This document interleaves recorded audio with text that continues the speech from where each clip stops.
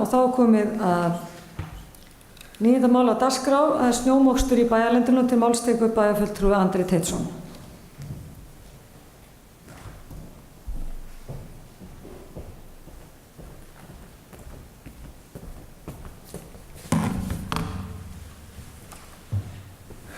Já, forseti, ágætu bæjarfulltrúar. Munduð þið trúa mér ef ég segði ykkur að frá því að Akureyri fékk kaupstaðarréttindi árið 1863 þá hafi fallið samtals það bil 1.000.000 tonn af snjó á þéttbýlið í bænum. Munduð þið trúa mér? Kannski. En ef ég segði ykkur að 1.000.000 tonn hefðu fallið á 5 dögum núna í síðustu viku. Það var nefnilega þannig. 1.000.000 tonn af snjó. Það féll ekki allt á göturnar sem betur fer. En ég ætla að fara eins yfir svona atburðarásina þessa daga, hvernig þessi snjókoma var, hvaða viðbrögð við áttum við henni, yfir hverju var kvartað og hvað við getum lært, hvað við getum gert betur næst. En það byrjaði að snjóa á 5. dag, 29. nóvember, snjóaði mikið fram á föstudag, aftur á sunnudag og aðfaranótt mánudags. Þetta var þungur og blautur snjór sem kom þarna fyrir helgina. Svo var hann léttari sem kom á sunnudag og mánudag, þá var komið frost. Og á mánudeginum 3. desember mældist snjódýpi 105 cm. Það mesta sem hefur mælst í desember frá því að mælingar hófust 1965. Þá mældust 100 cm. Og talan sem ég nefndi áðan, hún 1.000.000 tonn, það fengið einfallega með því að segja 50 millimetrar af vatni sem að úrkoman var cirka svona mikið ef það hefði verið vatn. Og bærinn tæplega 20 ferkilometrar, þannig að það 1.000.000 tonn af snjó. Og nú þó við einskorðum okkur ekki við desember, þá þarf samt að leita áratugi aftur í tímann til að finna dæmi jafn mikinn snjó á Akureyri, og ég held að það hafi verið 1995 síðast sem var jafn mikið, það að segja þegar að stóru snjóflóðin féllu fyrir vestan. Og það má líka slá því föstu að það hefur aldrei áður mælst 105 cm snjódýpt í 18.000 manna bæ á Íslandi. Í Reykjavík hefur á seinni tímum mest mælst 51 cm. Það var enda bara í fyrra, 2017. En óstaðfest mæling frá 1937 segir 55 cm.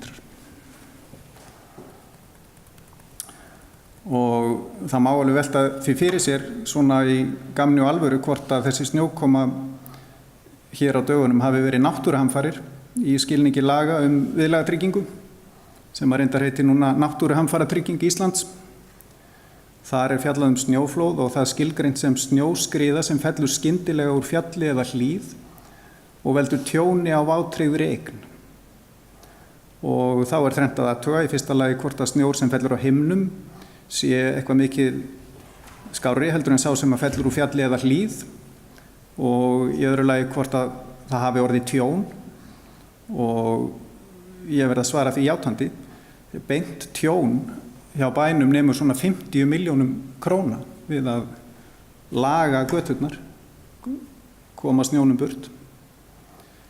Og svo það fyrir utan allt óbeina tjónið, vinnutap, tekjutap, rofa á þjónustu. Og svo það í þriðalegi spurningin hvort að eignin hafi verið vátryggð, en svo reyndar ekki. Götur og stígar eru ekki vátryggð, þannig að við heyrum ekkert undir viðlagatryggingu, en mér finnst það samt svona áhugaverð hugsun. Eða hefðu við kannski átt að lýsa við neyðarástandi, þegar að samgöngukerfi bæjarins hrundi, fólk komst ekki til vinnu, börn komist ekki í skólan og svo framvegis. Óska eftir aðstoð ríkisstjórnarinnar. Ég nefni þetta til umhugsunar, því að svona veður töluvert mikill atburður og það ekkert sjálfgefið að við sem samfélag náum að vinna úr þessu örfáum dögum án þess að það hrikti einhvers staðar í. Aðeins hvaða úrræði við höfum. Akureyrarbær sjálfur með svona 8-9 tæki til að vinna á snjónum, dráttarvélar, snjóblásara, veghefla. Og svo bærinn með samninga við verktaka. Það var útboð á snjómokstri 2015 sem var svo framlengt 2017 og rennur út í vor. Við erum með samning núna við 7 verktaka sem eru með samtals alltaf 30 tæki ef við teljum vagna og svoleiðis með. En svo eru fyrir utan þetta allt saman stofnanir á vegum bæjarins, grunnskólar, leikskólar, íþróttamannvirki, öldrunarheimili, ráðhús, skrifstofur sem að annast sinn snjómokstur sjálf og svo þetta fyrirtæki í bænum, fjölbýlishús, einstaklingar. Og það eru sömu verktakar að sinna þessum viðskiptavina hópum meir og minna. Þannig að það er ekki hægt að koma fyrst til allra. Og ég vil líka nefna að það borið á togstreitu á milli verktaka sem eru með samning við bæinn og hinna sem eru það ekki því að það eru ekki sömu takstar.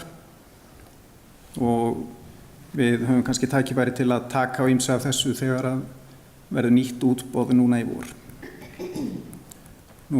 Bærinn hefur skilgreint nákvæma forgangsröðun á götum og göngustígum í sambandi við snjómokstur. 3 til 4 flokkar af götum ef við teljum hlut vegagerðarinnar með og 3 flokkar í göngustígum sömuleiðis. Og skoðanakönnun sem var rannsóknarstofnun Háskólans á Akureyri gerði í apríl 2017 bendi til að sé ágætt sátt þetta. 92,7% sögðu sammála forgangsröðuninni en reyndar sögðu nokkuð margir að þeir eru ekki kynnt sér hana en að minnsta kosti hafa menn lítið út á hana að setja. Þar líka lögð mest áhersla á skóla, leikskóla, strætisvagnaleiðir og svo neyðarþjónustu á borð við sjúkrahús, lögreglu, slökkvilið og þess háttar. Forgangsröðunin endurspeglar aukna áherslu á að greiða leið þeirra sem að eru gangandi og hjólandi og þá erum við sérstaklega að hugsa öryggi barna á leið til og frá skóla en einnig að ýta undir að fólk hafi fleiri valkosti heldur en einkabílinn og það í samræmi við áherslur í umhverfis- og samgöngustefnu bæjarins. Bærinn hefur skilgreint losunarstaði fyrir snjó, það bil 45 losunarstaði í bæjarlandinu. Það af 18 sem eru opnir fyrir verktökum og það mynd sem að sýnir þetta á heimasíðu bæjarins. Og aðeins moksturinn í þessari snjókomu á dögunum. Það var byrjað að moka á föstudag en það snjóaði mikið og menn voru hikandi við að byrja því að bæði út af aðstæðum og svo sem kannski eru mistök að menn hugsa sem svo, látum snjóinn koma og mokum honum svo burt frekar en að moka úr götu og þurfa svo fara aftur 12 tímum seinna í sömu götu. Það var unnið mikið á laugardag, minna á sunnudag, bæði af því að menn þurfti að hvílast og svo að því að snjóaði mikið. Svo vannst þetta niður svona smátt og smátt að leið á vikuna og á föstudag, viku eftir að snjókoman var sem mest, þá var svona nokkurn veginn búið að hreinsa bæinn. Og færðina, hún spiltist verulega strax þarna á fimmtudagskvöldinu og var orðin mjög slæm á föstudegi. Margar götur kolófærar og stærri jeppar komust og þeir tróðu snjóinn fyrir minnibílana. Þannig að víða gekk þetta svona þolanlega með því að menn hjálpuðust að. En þegar var verið að ryðja þá mynduðust háir kantar víða þar sem ein gata var rudd en ekki næsta. Var kannski 30-40 cm hæðarmunur. Og á sunnudeginum og aðfaranótt mánudags snjóaði svo meira, kom bakslag í ferðina. Og svo á fimmtudeginum 7. desember þá byrjaði að hlýna.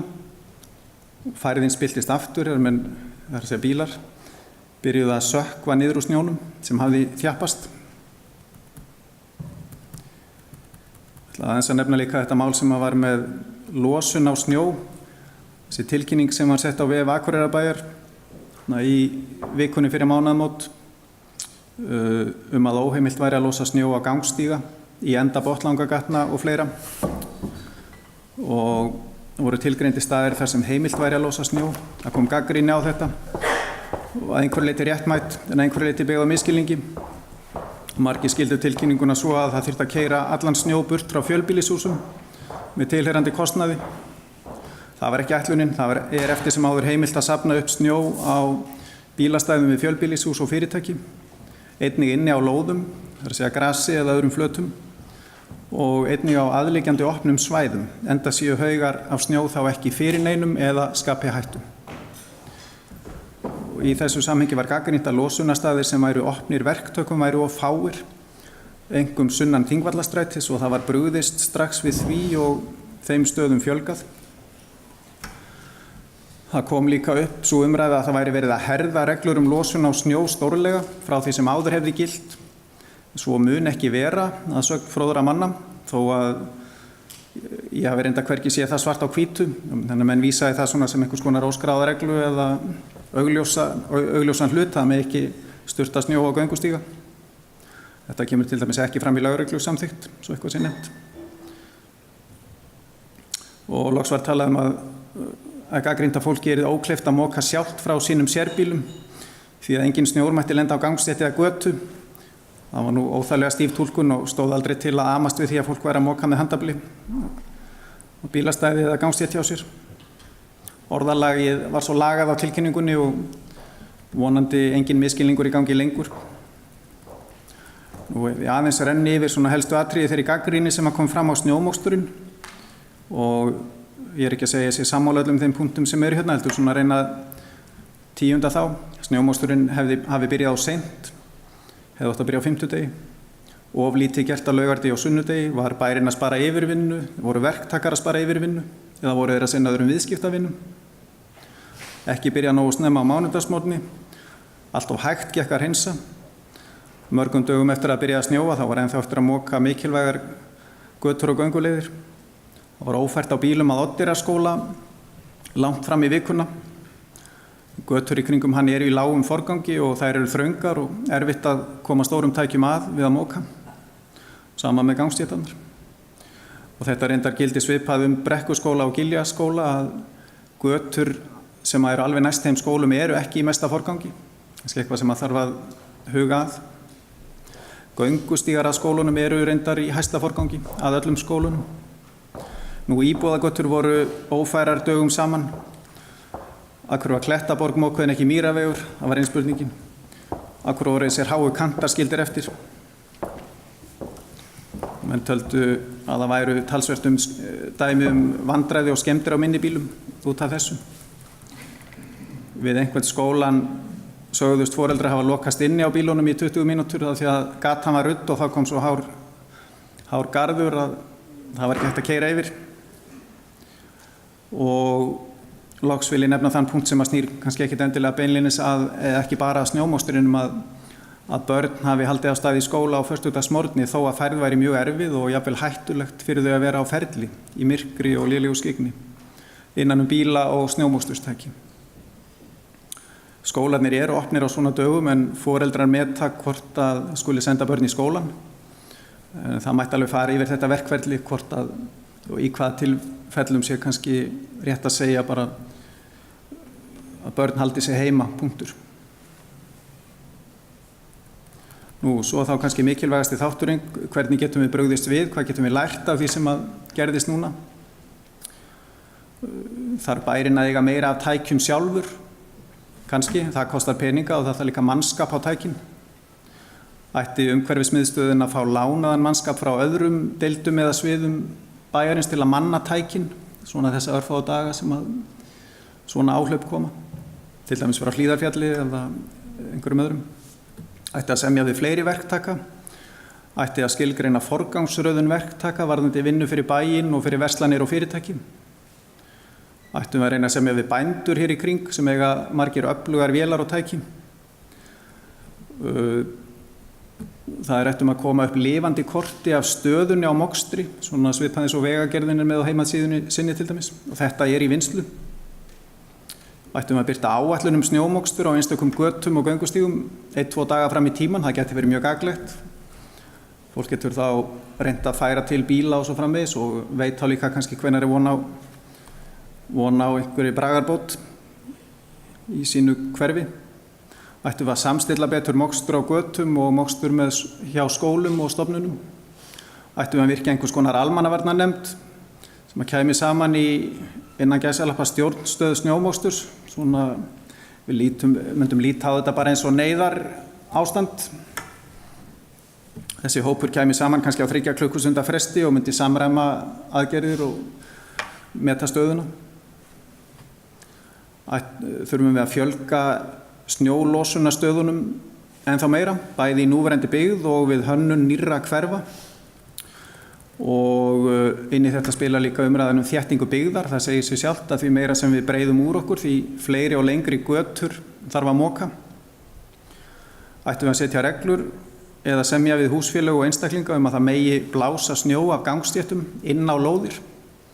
Þetta myndi til dæmis geta hentað vel við Þingvallastrætið norðanvert, móts við Akurgerði, Dalsgerði, Grundargerði, Vallargerði, Spónsgerði og Pálmholt. Það sem eru lítið af innkeyslum, þetta aðalega gras og runnar sem myndi fá einhverja dembu á sig og gerir kannski ekki mikið til í stóra samhenginu, myndi flýta fyrir og spara pening. Ættum við að auka áherslu á snjóbræðslukerfi, sem sagt hitalagnir undir götum á mjög erfiðum stöðum, svo sem neðst í Þórunnarstræti og í Listagilinu. Það myndi kannski fyrst og fremst nýtast sem hálkuvörn en líka létta á snjómoksturinu. Svo einn svona galsatillaga að koma upp suðupottum, svona nota hitaveituvatnið til að búa til stór ker með heitu vatni og sturta snjó af vörubílunum.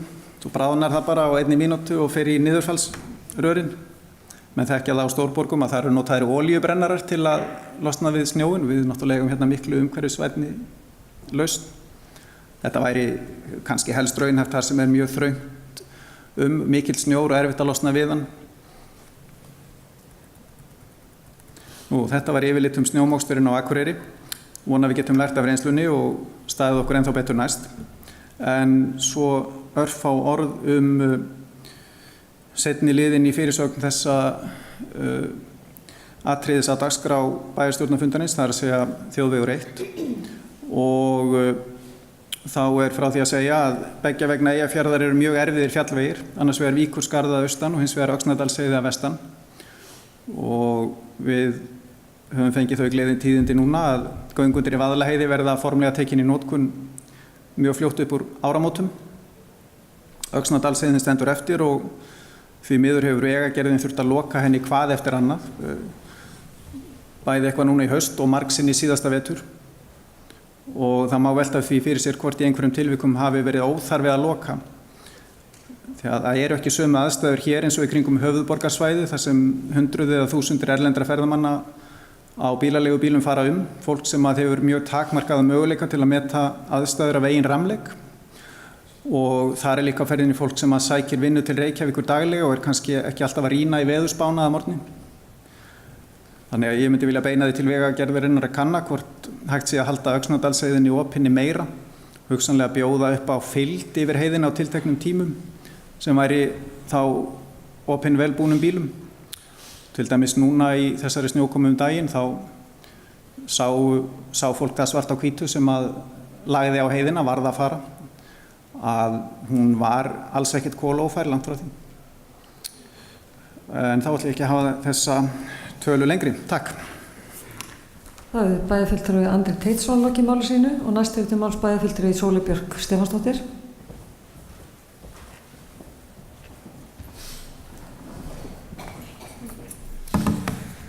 Forseti, ágætu bæjarfulltrúar, mér langaði bara að segja vel gert að taka þetta mál til umræðu í dag. Og þakka bæjarfulltrúa Andra fyrir mjög bara góða og áhugaverða framsögu sem líka ekki bara framsaga sem svona, þetta samtal, þetta ekki gagnvirkasta samtal sem ég hef heyrt, en íbúar höfðu ýmislegt að segja. Nú við höfum ýmislegt að segja og formaður framkvæmdaráðs og ég vil bara fagna þess af öllu hjarta vegna þess að mér finnst þetta mikilvægt. Ég var svona að hugsa í sambandi við að því að það útboð á snjómoksturþjónustu eða hvað það nú heitir fljótlega og ég hef verið að ýta eftir því frá því að ég satt í þessum snjómoksturshópi fyrir dálítið, eða svona nokkrum misserum síðan, að þá talaði ég að það væri bara mjög mikilvægt að auka upplýsingagjöf til íbúa hvað er búið að moka og hvað er ekki búið að moka. Ég hef haft svona einhverja spurnir af því að þetta ferilskynjari held ég alltaf kalla þetta tracker, en það er miklu betra að kalla þetta ferilskynjara. Þetta sé nú ekkert eins einfalt og hljómar, og ef það þurfa að kveikja og slökkva á þessu handvirkt þegar manneskjan sem er að vinna á tækinu byrjar að moka, þá er hún að muna kveikja á ferilskynjaranum og svo þarf hún að muna að slökkva á honum þegar hún fer með tækið eitthvað annað og svona. Þetta sé ekki alveg einfalt, en þá svona er ég með hugmynd að plani B, má kannski segja, af því að mér er svo mikilvægt að hugsa í lausnum. Og en ég svona, því ég hef líka svo sem lagt þetta til, og þetta er eitthvað sem er hægt að gera bara núna. Það er að segja, og nú ég alltaf bara að hugsa göngustígana. Ég er ekkert að spá í þessum götum, bara svo það sé alveg skýrt, sko. Að það sé sem sagt sett fram bara svona dálítið nákvæm mokstursáætlun, vegna þess að ég held að, og eins og bæjarfulltrúi Andri kom inn á, þá eru íbúar okkar mjög ánægðir með snjómoksturinn, og ég held að sé alveg ástæða til vegna þess að þetta fólk sem er að vinna við þennan snjómokstur er orðið gríðarlega fært í sínum verkum, og þetta gengur og göturnar eru svoleiðis, ég dáist að þessu, hvað þetta er vel gert og hvað eru fljótir að þessu og þau. En og þess vegna held ég að það sé mitt alveg raunhæft að gera bara svona tiltölulega nákvæma áætlun það bara hvenær verði byrjað að moka, hvar verði byrjað, þú veist, hvenær sé áætlað, og þá er ég hugsa svona 4 tíma til eða frá, sko, það sé áætlað að sé búið að moka fyrir hádegi þetta.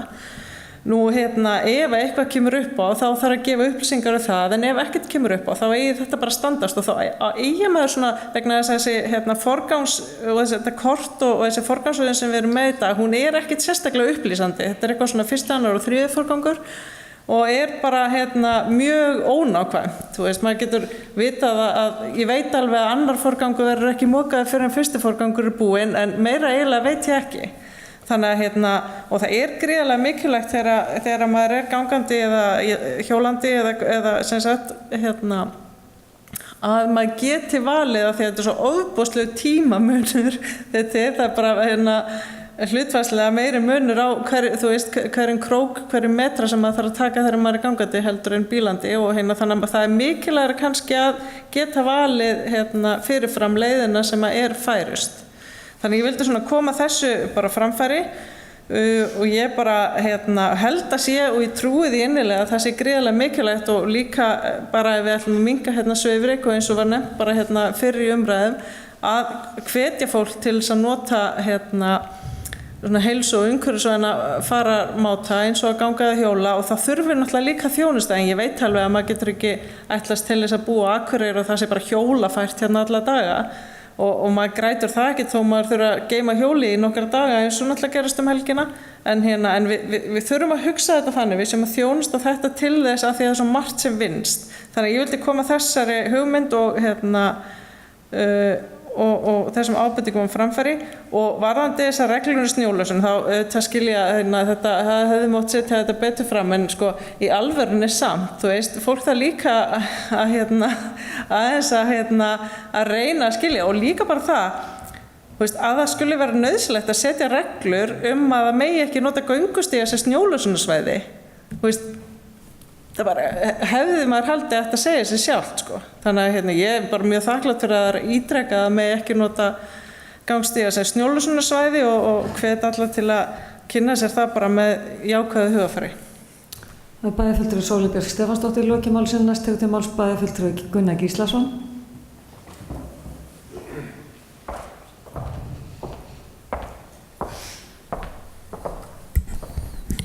Forseti, ágætu bæjarfulltrúar.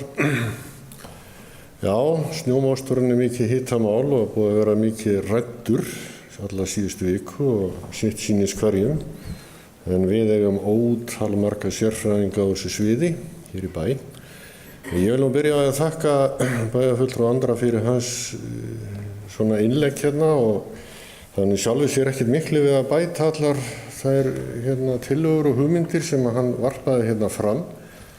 En það kannski að því að þær voru svo margar sko að það svo hægt að því að meginatriðin týnist og mér langar aðeins til að nefna ákveðin atriði. Við áttum umræðu þetta umhverfis- og mannvirkjaráði á föstudaginn og fenguð þá verkstjóran á fund bara með okkur til þess að upplýsa okkur svona hinn á þessi mál sem að þessu sneri. Það er alveg augljóst að þetta var gríðarlegt magna snjó sem féll hérna og þessi snjór var þess eðlis að það var mjög erfitt að eiga við hann framan af vegna þess hversu þungur hann var og bara erfitt að vinna þetta. Og þeir sem að vinna í snjómostu sagði mér að það sem að þeir voru vanir að gera á klukkutíma tók alltaf 3 til 4 tíma. Og það gefur auga leið að við slíkar aðstæður að þá gerast hlutirnir hægar. En það var bara spurningin þessi sko, hefði verið gáfulegt að kalla út fleiri tæki fyrr og leggja meiri áherslu á það að hafa bara nógu mörg tæki vinnu á götum bæjarins bara til þess að ryðja þær fyrr og þannig að þetta gengi betur vegna þess að það er alveg ljóst að þessir aðilar sem sinna þessum mokstri standa sig frábærlega. Þannig að þetta er bara spurningin sko, hvernig við förum í verkefnið. Nú veit ég ekkert hver skilaboðin í sjálfu sér eru sko, frá pólitíkinu það hvað megi gera og hvernig á að gera hlutina, ég hef ekki hugmynd það. En það er alveg morgunljóst að það tala margir það sem blóðpeninga þurfa að setja peninga í snjómókstur. Við getum svo sem alveg tekið undir það að þetta eru kannski blóðpeningar að mörguleyti, en við búum bara á Akureyri og Akureyri þannig staðsett að hér fellur snjór, merkilegt nokk. Og þá verðum við bara að fara að horfa á snjómókstur sem hluta þeirri grunnþjónustu sem við erum að veita og við þurfum að gera það vel. Og við erum alltaf að leita leiða til að gera þetta betur og bregðast á rétt við næst og læra af reynslunni. Og það finnst mér kannski vera stóra málið í þessu, að við lærum af reynslunni og reynum þá að gera hlutinum öðru sniði á næst þegar þetta gerist, hvort sem það er eftir ári eða 10 ári eða næsta mánuði, við vitum ekkert það. Og ég bara tek undir alla þessa punkta sem að Andri var í sjálfu sér teljaði upp, bara fínt að draga þá upp og við þurfum bara að leggjast yfir þetta og skoða þetta. Ég held að það sé bara stóra máli í þessu. Ég ætla bara að benda á það, að því að við tölum mikið kostnað við þetta, að á síðustu árið þá minnir mig að hæst hafi þetta farið í 146 milljónir á einu ári snjómókstur. Ef ég man það rétt. Á þessu ári voru áætlaðir einhverstað nálægt 100 milljónum í þetta. Það er uppurið og verður sennilega kallað eftir viðauka núna upp á 50 milljónir. Við allavega vorum að samþykkja það í umhverfis- og mannvirkjaráði á föstudaginn vegna þess að það er bara ljóst að þetta kostar. En við þurfum líka átt okkur að því að við erum að fá úr jöfnunarsjóði á þessu ári einhverstaðar áætlaði kringu 62 milljónir og áætlaði á næsta ári einhverja 62 milljónir. Þannig að það er ekki þannig að við sitjum ein uppi með þennan kostnað. Það er verið að taka tillit til þess að við búum á þessum stað og við erum í bæinn á þessum stað og við þurfum að sinna þessu verkefni. Og þannig að ég legg bara áherslu á þetta. Þetta er kannski þess sem við þurfum bara að fara að horfa á sem grundvallar þjónustu, alveg svo skóla, leik, grunnskóla og fleira sem við erum með. Þetta bara verðum við að hafa í lagi og leita allar að leiða til þess. Það er eiginlega grundvallar atriði held í þessu. Og það reynda vakti athygli mína að ég var nú bara hreinlega ekki búinn að átta mig á því að til dæmis leiðin frá Hjalteyrargötunni að Oddeyrarskóla væri ekki í forgangsmokstri. Það er að segja við værum með þess að stubba inn á skólanum allavegna í forgangsmokstri. Þannig að það væri alveg greið leið að þessum stöðum. Og ég held að þetta sé kannski eitt af því sem við þurfum líka bara að skoða og breyta. Vegna þess að við erum að safna þarna inn í þessu stofnani gríðarlegum fjölda og við verðum að greiða leiðir út. Það er bara algjört skilyrði. Og svo hitt sem að bæjarfulltrúi Andri kom svo sem inn á líka spurningin, hvenær aflýsa skóla. Ég held við ættum að skoða það og ég ræddi það á fundinum og bæjarfulltrúi Ingibjörg ætlaði nú að taka það inn í fræðsluráð held ég, að sko þegar það ljóst við aðstæður sem þessar að það tekst ekki að moka stígana í kringum skólana og það erfitt með mokstur og göttunum, þá sé bara eðlilegt að til dæmis bæjarverkstjórarnir láti bara vita því og þá sé bara fólk beðið að halda börnunum heima. Það öryggismál, þetta er öryggismál að vera ekki að streyma krökkunum út á götur sem eru hálfmokaðar. Þannig að þetta er bara eitt af þessum lykilatriðum. Við verðum bara að fara að horfa til þessa þegar að slíkar aðstæður skapast. Takk. Bæjarfulltrúi Gunnar Gíslason lagði máls og næst máls bæjarfulltrúi Ingibjörg Ísaksson.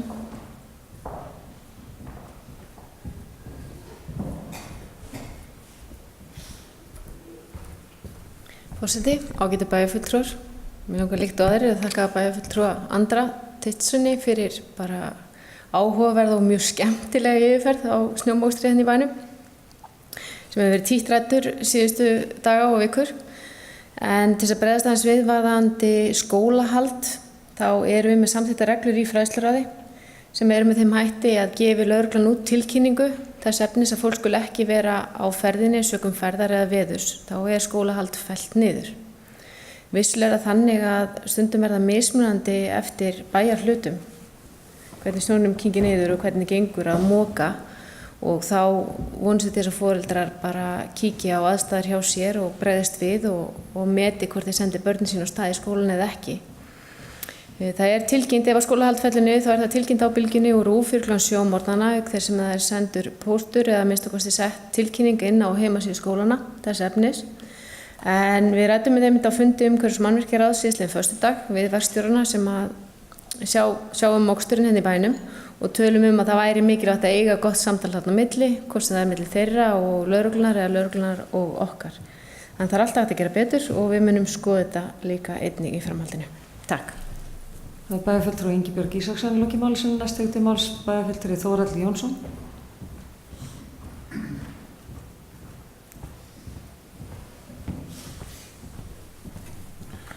Forseti, ágætu bæjarfulltrúar.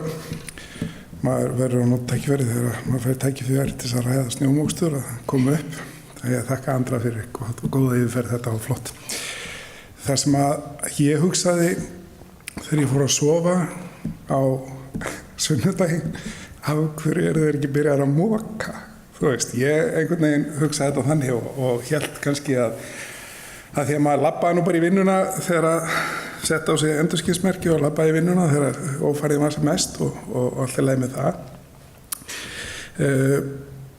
Ég hefði viljað að sjá að menn færu, þú veist, og yrðu bara að kvöldið og nóttina og myndi síðan fara heim að sofa svona 7:30 þegar umferðin kemur á göturnar. En þetta er eitthvað sem við þurfum að hugsa og við þurfum aðeins að skipuleggja betur að þegar að fellur svona mikill snjór, því að ekki viljum við að snjórinn kom ekki, við þurfum að komast í fjallið líka, það þarf að koma snjór í fjallið og það snjóðist ekki bara í fjallið, það safnast aðeins og oft bara í bæinn. En þetta var svona eitt af því sem að mér langaði að benda á. Síðan svona, ég hef nú lúmst gaman að gantast í mönnum að ég setti nú á Snapchat á miðvikudagsnóttina þegar ég fór heim úr vinnunni. Þá stóð ég upp á 7 metra skafli á bílastæðinni í miðbænum sem var búinn að vera þar allan daginn og var bara ekkert á leiðinni í burtu. Finnur vinur mig verið að séð það og var búinn að fjarlægja en þegar kom vinnur að daginn eftir, þannig að það gekk bara vel. En það sem að gerist þegar er svona mikill snjór að þá fækkar líka svakalega bílastæðunum í bæja því að það er ekki hreinsað strax og þar alveg leggja menn bara einhvern veginn og þar alveg fækkar stæðunum svakalega mikið, þannig að við þurfum aðeins að skoða með forgangin á því líka. Takk fyrir. Það er bæjarfulltrúi Þórhallur Jónsson lokið máli sínu og orðið er laust.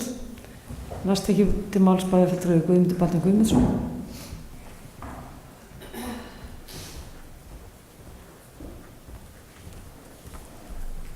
Forseti, ágætu bæjarfulltrúar, ég ætla kannski ekki lengja málið mikið en ég ætla að byrja alltaf að þakka Andra bæjarfulltrúar fyrir þetta flotta erindi og maður mun dreyma 1.000.000 tonna snjó næstu dagana. Ég ger mig enga grein fyrir hversu mörg hann byrjaði að reyna að ljúga í okkur þetta við verið frá þessum 150 ára afmæli, 150 ára sögu bæjarins en ég veit ekki hversu mikið hefur snjóað á þeim tíma en þetta er greiðlega mikið magn.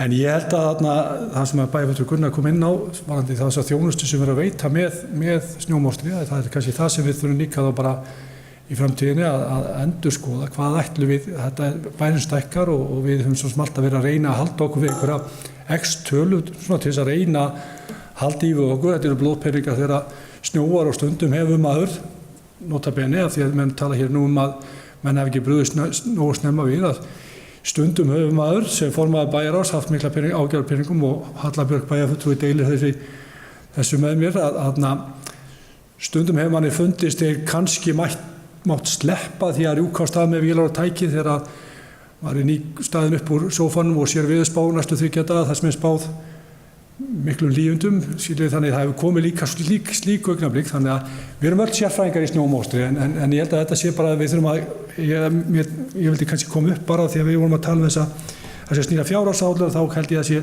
nauðsynlegt að endurmeta það og hvaða þjónustu við veita. Við erum líka búin að bæta í þjónustu á liðnum árum, við erum verið að auka snjómokstri á stígum og allt kostar þetta peninga. En ég get ekki annað en þegar áðurinn ég fer á pontu minnst á það að hversu mikli snillingar þetta eru þessi menn sem eru að moka hjá okkur og ég meina þetta er ekkert smáræðisverk, ég tala við verktakann hér daginn þetta og eins og kom hérna fram í mála þetta, menn voru 3-5 sinnum lengur að moka hana snjóheldur en vanarlega, þetta voru hamfarir, í Bandaríkjum hefði þjóðvaraliðið verið kallað út, við eigum ekki slíkt hér á Akureyri.